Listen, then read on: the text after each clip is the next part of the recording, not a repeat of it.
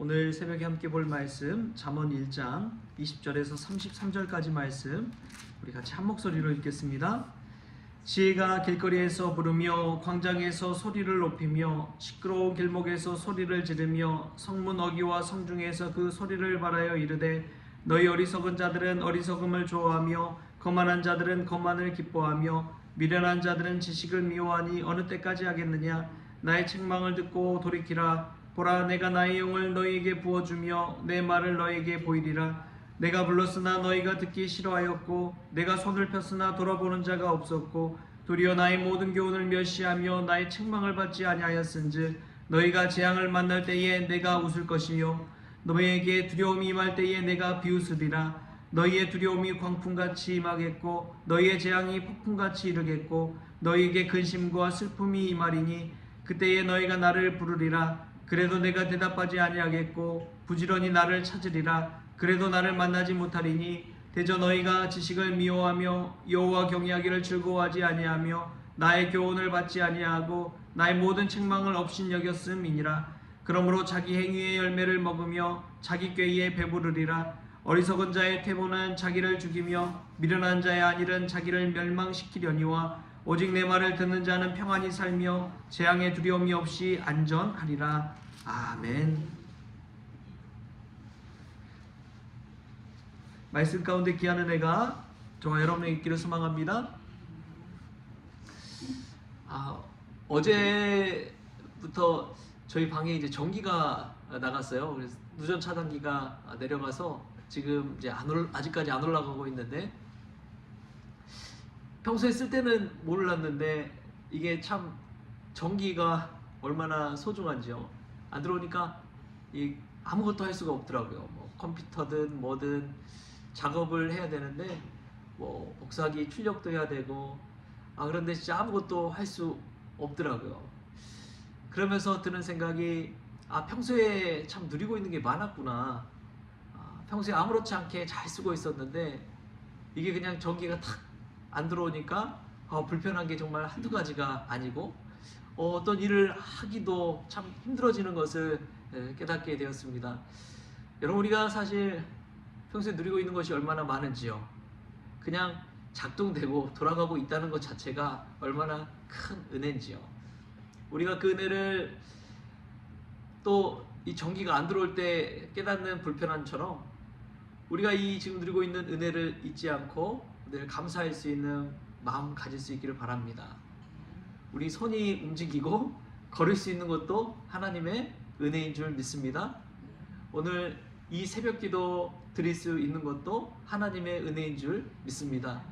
우리가 이 사실 늘 기억하면서 평소에도 하나님 앞에 늘 감사하는 저와 여러분이 될 수 있기를 소망합니다.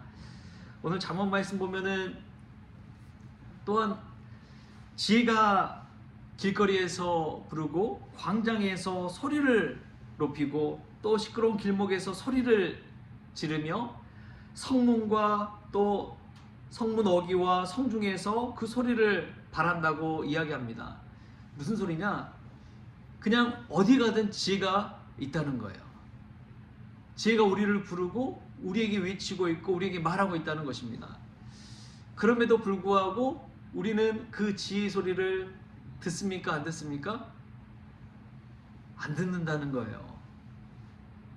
근데 이 말이 얼마나 우리의 마음을 탁 꼬집는지요.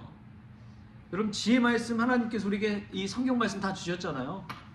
성경 말씀 다 주셨고 교회 가도 비치용 성경이 그렇게 많고 그럼에도 불구하고 지혜가 늘 곳곳에 손만 내밀면 있는데 우리는 그 지혜의 말씀을 읽지 않고 듣지 않고 사모하지 않고 있다는 것이지요. 그래서 오늘 이 지혜의 목소리가 우리를 책망하는 이야기를 합니다. 우리 23절 말씀 같이 한번 읽어볼까요? 23절 시작. 나의 책망을 듣고 돌이키라. 보라, 내가 나의 영을 너에게 부어주며 내 말을 너희에게 보이리라. 아멘. 성경 말씀을 읽으면서 깨닫는 것이 하나님이 우리를 얼마나 사랑하시는지 깨닫게 됩니다. 성경을 러브레터라고 그러죠. 하나님이 사랑을 담아서 우리에게 쓴 편지다.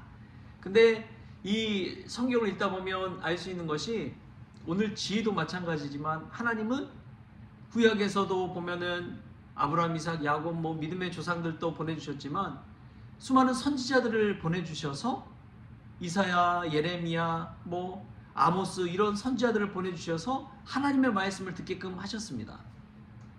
근데도 목이 곧은 이스라엘 백성은 자기 마음대로 세상 따라서 살아가 버렸지요. 하도 안 들으니까 이제 하나님께서 독생자 예수 그리스도를 보내주셨습니다. 독생자 예수님을 십자가에 못 박혀 달려 죽으시고 십자가의 대속의 은혜로 우리의 죄를 사해 주셨음에도 불구하고 그 당시에 많은 사람들이 예수님을 믿지 못하고 오히려 예수님을 십자가에 달려 죽게 해버렸죠. 지금도 저는 하나님께서 우리를 사랑하셔서 성경 말씀을 통해 또 메시지를 통해서 하나님께서 우리를 부르신 줄 믿습니다. 지금 이 자리가 사실은 하나님께서 우리를 돌이키라고 책망하는 또 사랑으로 이끄는 자리인 줄 믿습니다. 오늘 이 말씀을 듣고 이 음성을 듣고 하나님께 돌아오고자 하는 사람, 하나님 주신 지혜를 얻고자 하는 사람은 하나님께서 귀히 사용하여 주셔서 성경 말씀에서 주시는 평안함과 은혜를 누리게 하실 줄 믿습니다. 지혜는 다른 곳에 있지 않아요. 아주 가까운 곳에 있습니다. 등잔 밑이 어둡다고 그러죠. 그런 것처럼 손을 내밀며 우리는 하나님의 말씀을 읽을 수 있는 엄청난 은혜를 누리고 있어요. 지금은 얼마나 기술이 발달되어 있는지요. 얼마나 하나님의 말씀이 오픈되어 있는지요. 이것처럼 큰 축복은 없습니다. 중세시대만 해도요, 성경 말씀을 읽는다는 것은 거의 불가능했어요. 사제나 이 신부나 되는 사람들이 라틴어 성경을 가지고 그 성경 말씀을 읽고 그리고 현지어로 이렇게 번역해서 해석해서 설교 말씀을 하면 그 말씀만 그냥 알아듣고 그런 수준이었습니다. 근데 지금은 어떻습니까? 그냥 유튜브만 틀어도 늘 설교 말씀, 우리가 듣고 싶은 이 좋은 목사님들 설교 말씀 엄청 많잖아요. 그럼 듣고 싶으면 들을 수 있고 또 성경 통독도 그냥 마음만 먹으면 그냥 할 수 있는 시대 속에 살아가고 있잖아요.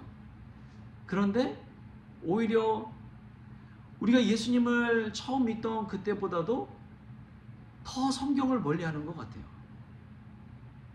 더 하나님을 멀리하는 것 같아요. 하나님의 말씀을 듣되 진리의 말씀으로 듣는 것이 아니라 마치 내 귀에 듣기 좋은 말씀 듣는 것처럼 내 귀에 정말 달콤한 말씀만 찾아 듣는 것처럼 그렇게 듣고 있지는 않습니까? 하나님의 진리의 말씀이 오늘 또 우리를 부르십니다. 너의 귀를 열고 나의 말씀을 들으라. 나의 지혜를 들으라. 나의 책망을 들으라. 오늘 또 우리 주님께서는 우리에게 말씀하고 계십니다. 여러분 어떤 지혜를 찾고 계십니까? 그 지혜를 찾을 만한 때에 찾을 수 있길 바랍니다. 나중에는 찾고 싶어도 찾지 못할 때가 있어요. 만나고 싶어도 만나지 못할 때가 이른다고 오늘 지혜의 말씀을 우리에게 알려주고 있습니다. 미루지 마시고 오늘 하나님의 말씀을 더 가까이 하십시오. 그 말씀 가운데 주시는 하나님의 지혜를 내 것으로 만드십시오. 아무리 많은 책을 갖고 있어도 그 책을 읽고 그 책 안에 담긴 양식을 내 것으로 하지 않으면 아무 소용이 없더라고요. 그냥 데코레이션일 뿐이에요. 장식품일 뿐이에요. 그냥 보여지는 것에 으스키하고 내가 이만큼 많은 책을 가지고 있구나 여기에 만족하는 경우가 얼마나 많은지 모릅니다. 근데 참 중요한 것은 아무리 많은 책이 있고 냉장고에 아무리 많은 음식이 있고 귀한 한약이 있고 그래도 그것을 내가 먹지 않으면 아무 소용이 없다는 것입니다. 지혜도 마찬가지입니다. 지혜는 곳곳에 널려 있어요.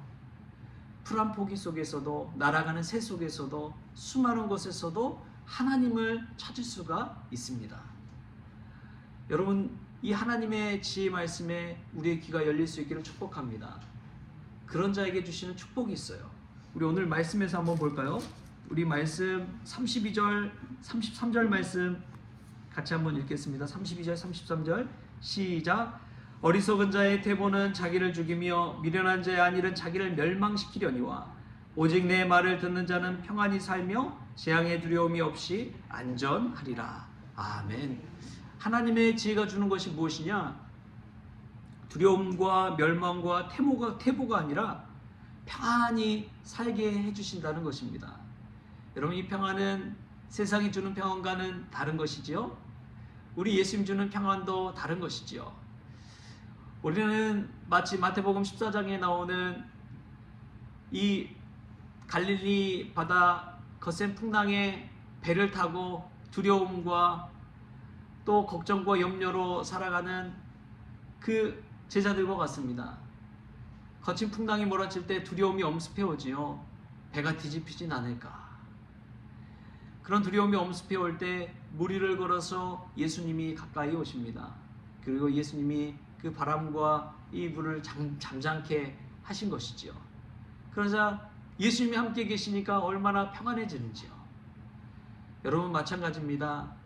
참 지혜 되신 예수님이 우리 가운데 오실 때 우리는 비로소 평안해질 수가 있는 것이지요. 아무리 많은 문제가 있어도요, 예수님이 우리와 함께 하시면 평안이 임할 줄 믿습니다. 주변은 아무리 외치고 막 두려움에 떨고 소리 지를지라도 예수님이 우리 가운데 있으면 그 무엇도 우리를 흔들 수 없는 줄 믿습니다. 예수님 안에 있는 분들을 보십시오. 얼마나 마음이 평안하고 얼굴이 평안한지요. 오늘 이 지혜의 말씀을 내 안에 모시고 예수님 내 안에 모시고 사심으로 참 평안을 누릴 수 있는 저와 여러분 될 수 있길 바랍니다. 사람들 말에 휘둘리지 마시고 주변에 흔들리는 요동치는 바람 또 파도를 보면서 두려워하지 마십시오. 내 안에 예수님 모시고 있다면 그 세상이 앗아갈 수 없는 평안이 임한다는 사실, 그 진리를 붙들고 예수님 모시고 살아가는 귀하고 복된 날 될 수 있기를 주신 예수님의 이름으로 축원합니다. 기도하겠습니다. 주신 하나님 감사합니다. 오늘 또 손만 내밀면 우리 주변에 얼마나 하나님의 지혜가 있는지요. 우리의 눈을 들어서 하늘을 보고 땅을 보고 새를 보고 나무를 볼 때에 그곳에서 임하시는 천지 만물을 창조하신 하나님의 손길을 보게 됩니다. 주님, 그 모든 고통의 지혜를 얻을 수 있음에도 불구하고 우리의 눈을 닫고 우리의 귀를 닫아버리는 저희들의 옹졸한 마음을 불쌍히 여겨 주옵소서. 특별히 예수님 내 안에 모심으로 말미암아 세상이 줄 수 없는 평안도 누리게 하여 주시고 세상의 거친 풍파 속에서 두려움에 떠는 것이 아니라 주님과 늘 동행하는 복된 날, 평안의 날을 지낼 수 있도록 오늘도 주장하여 주옵소서. 오늘 하루를 주심에 감사하며 예수님의 이름으로 기도하옵나이다. 아멘. 우리 주기도문으로 오늘 새벽 기도를 마치겠습니다. 하늘에 계신 우리 아버지여, 이름이 거룩히 여김을 받으시오며 나라가 임하시오며 뜻이 하늘에서 이루어진 것 같이 땅에서도 이루어지이다. 오늘 우리에게 일용할 양식을 주시옵고 우리가 우리에게 죄진 자를 사하여 준 것 같이 우리 죄를 사하여 주시옵고 우리를 시험에 들게 하지 마시옵고 다만 악에서 구하시옵소서. 나라와 권세와 영광이 아버지께 영원히 있사옵나이다. 아멘.